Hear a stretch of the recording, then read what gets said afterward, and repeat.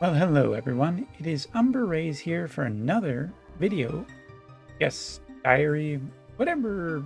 I probably should think of the actual name before starting.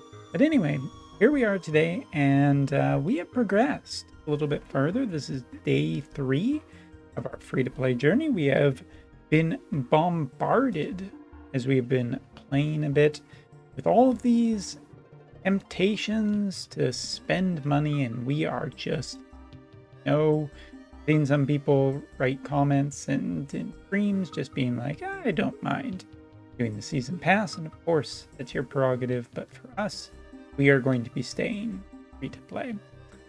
So that being said, I think we're gonna take just a look at something that some people are curious about, which is weapons. Weapons, right now, there seems to be, the game is still in its early days. People are still figuring out weapons and materia combinations, and what's the best and what's the strongest. And I thought I'd bring you today 2 sources of information that I look at for the JP side, which I am expecting JP to just be the exact same data, but an interesting look nonetheless at what is considered to be the top among a couple of different sources for weapons. If you're into the whole re-rolling thing, this might be a good thing to look at and figure out whether or not it's worth your time. So today we're taking a look first off at Game 8, which is a website that I use for Wotive, and I took a peek, and we'll just see and compare between these. So first off, taking a look at what is considered to be the best equipment in the game. If we just do a quick Google Translate, we can find out that Muramasa, Fairy Tail, and Mithril Rod are considered to be the best pieces of equipment according to this website. Prime Number and Crystal Sword are in the double S tier. Hardbreaker, Assault Gun, Azure Knuckle, War Machine Gun, Hardcore Squad, Piece of Cake, Stingray, Elite Dorks, which might actually be the name of a weapon. I haven't seen that one yet. Arc Edge, Cutlass, and Junk Collar are all considered to be S tier. So if one was taking a look, this could be a potential list of things that you should look into getting. Oh no, I actually don't have the other one. Well, that's okay, we will up. Use the bad typing there. Here, going into Ultima, and Ultima is fan numbers, but we are, fans are the ones who kind of had this. So let's take a look and see what Ultima suggests. Ultima as well does have a double S tier. We take a look just for translation's sake. Murasame, is considered to be a double S. Reroll for this immediately. Motor Drive, War Machine Gun, Fairy Tail, Cutlass, Platinum Collar, Hardcore Squad, Prime Number, and Mad Minute are all what are considered to be the best pieces of equipment across their respective characters. If we scroll down, we can get a little bit more detail. Cloud is basically on the Murasame, with Apocalypse, Hardbreaker, and Crystal Sword also being really high priority. Aerith seems to be just Fairy Tail because it is essentially upgrading the healing capabilities of characters, which is just important. Mithril Rod, however, as we saw, is on the other listing, giving a physical and magical defense buff to all allies, as well as healing recovery. So it's the question, do you want that essential buff, or would you prefer to have just the overall healing? Also gives earth resistance for the first one, lightning resistance for the second one. So you have to think about what you really want, but we'll come back to this in a second. Scrolling down, Tifa seems to be motor drive, and there is a little bit if you look here, Sonic Fist, Kaiser Knuckle are on the other website. And if we head back over to Ultima, Kaiser Knuckle seems to be the one that both websites are agreeing on. Motor Drive seems to have a strong power attack and gives wind attribute attacks. Maybe that's just useful in certain spots. The other one gives magic defense power up, as well as a 480 non-elemental magic damage. So one physical, one magical. And I think this is really depending on what kind of team you're building and whether you're needing a magical based damage dealing. Then in that case, Kaiser Knuckle probably is better. As for Barrett, this I think is important that War Machine Gun seems to be the overall agreed upon better one, not the actual banner weapon of Heavy Hauser, which maybe that should be a hint that people, if you are going on that banner, focus on Cloud's weapon more. Barrett's weapon is entirely secondary. And something to note about this is that, I mean, it's not a bad weapon. It's still considered pretty high tier for him. But I think that you can do better just getting the War Machine Gun. Scrolling down, Red 13, who fairly late in the FF7 story from, so it takes a little bit to get there to be able to use him a lot more in the story content anyway. As for solo content, well, Platinum Collar and Smooth, Noble, and Rage. This is interesting because previously, the other day, Junk Collar was considered to be top. Now Platinum Collar seems to be in, mainly because of recovering HP for allies. Red 13 may be falling into a magic damage and healing role, being a little bit better overall for what he. As for Zack, Cutlass seems to be generally agreed upon, and Type 99 Sword and Arc Edge Crystal Sword will seem like decent backups, which are just good across multiple different things.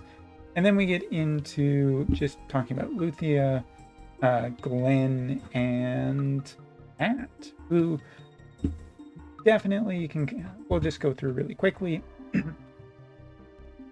Mad Minute, Impulse Gun, and Serpent Eater are the best there. Hardcore Squad, Piece of Cake, and Cool Bash, Ziggy Fam, and Prime Number, Sleep Doors, Common Raven, and Assault Royal.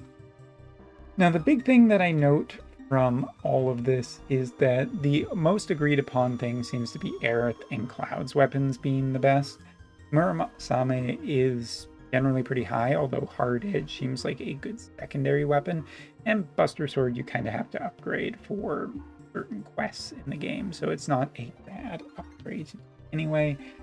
Zack's weapons also seem to be pretty good, and Tifa and Barrett's do bring in some power, but overall feel a little bit not as good, and it makes sense. Cloud probably going to be our main damage dealer, and right now there is content focus that the Murasame is just very powerful for, and probably it will be for current events that are coming up.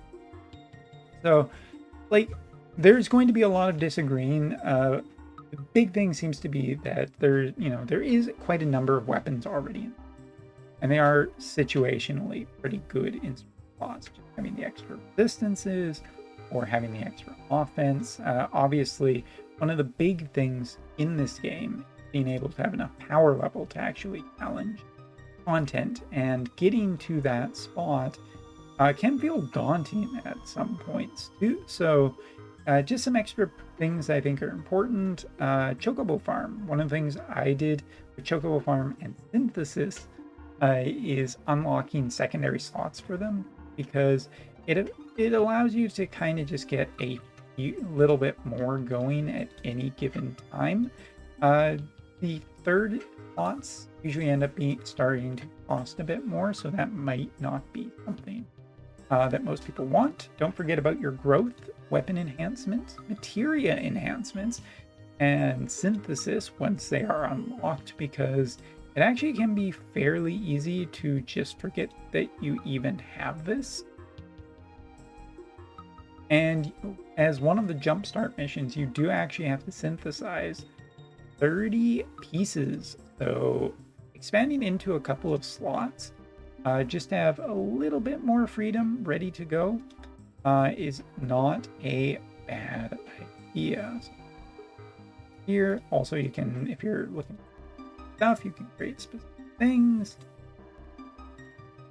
There we go. As we can see, we have a whole bunch going across just a wide spot here. So don't forget to be upgrading everything.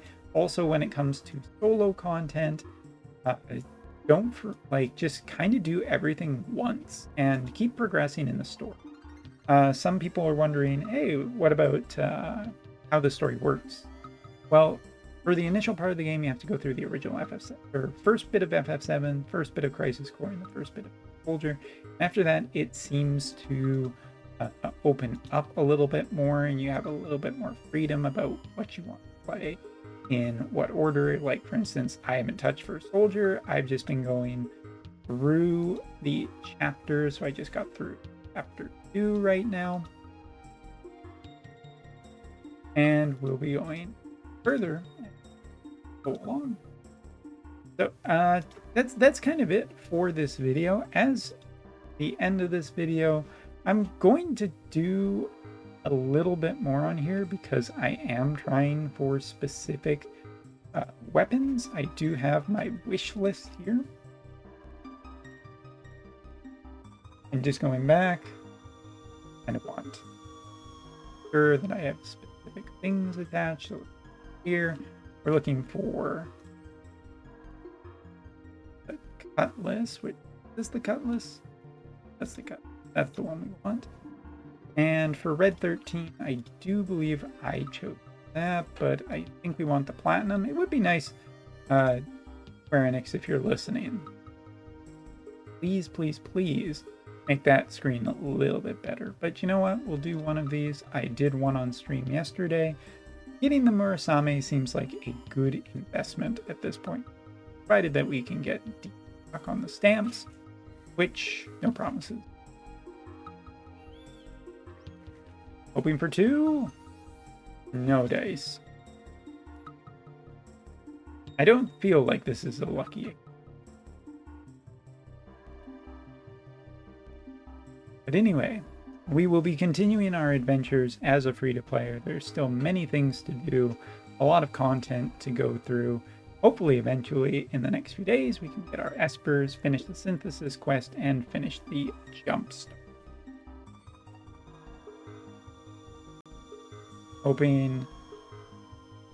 Also, if anyone's figured out if this animation actually has anything to do with your success rate, like for instance, the parry just I don't think it automatically means you get a 777, but I don't know, just curious.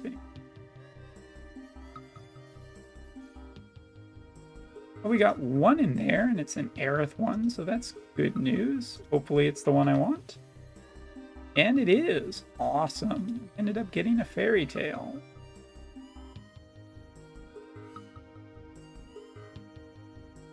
Beautiful. That's upgraded right away.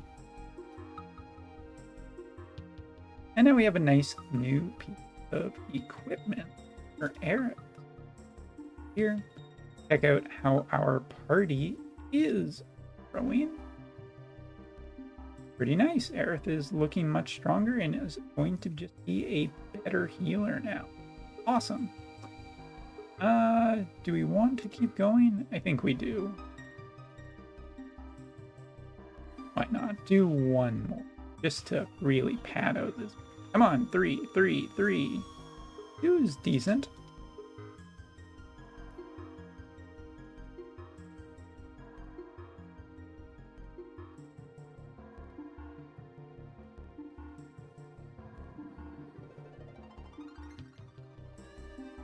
Oh, this does happen sometimes where a character shows up in the costume.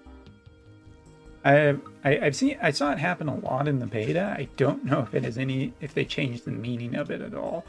As far as I know, it's just a cosmetic thing. showing off the costume. It actually doesn't really mean higher success, or at least it didn't in the beta, as I saw this happen with the animation, and it ended up getting me literally all blues, and I was just like, oh, okay, all right, well.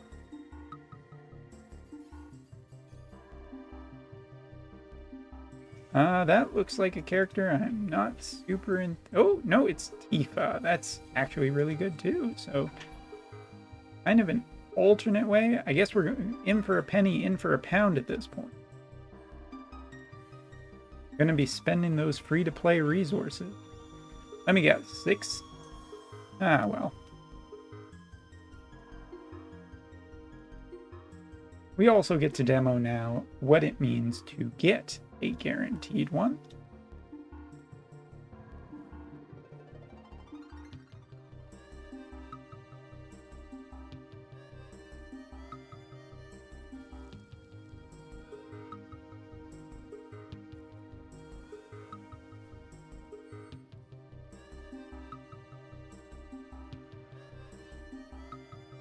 And parry, dodge.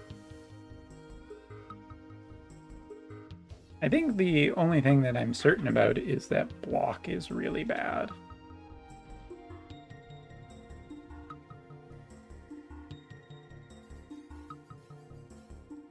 Three, all right. Looks like we got a Zack, possibly a Tifa. But let's run this one out because this is our best one so far on this account. Okay. Tifa again. Second Sonic Striker. Guess we can demo a little bit more about what it means to have a second piece of equipment now. Is this the Cutlass?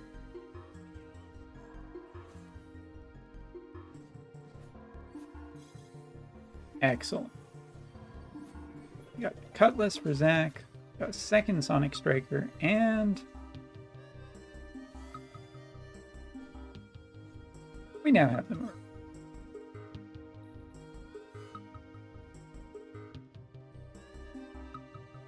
So now, the one thing that we can actually demo, and this is pretty good for just being able to make a video, we can actually go in here. We now have a much larger assortment of weapons, which gives us a little more freedom to building things. But this is what I want to show. With duplicates, we can actually now do overboost. What overboost will give is a really nice boost of power to our. So if we go back even just before the end of this video, take a look here. Got now a red piece of equipment. Ooh, and we're at 29. Very close to finally being, or very close to being able to seriously challenge up to floor 10. So there we go. Oh, we hit another mission. That gives us good. Got a word. Craftsman. Wait. All right, so that's all for this video. Hope you enjoyed it. Thanks for watching. See you later.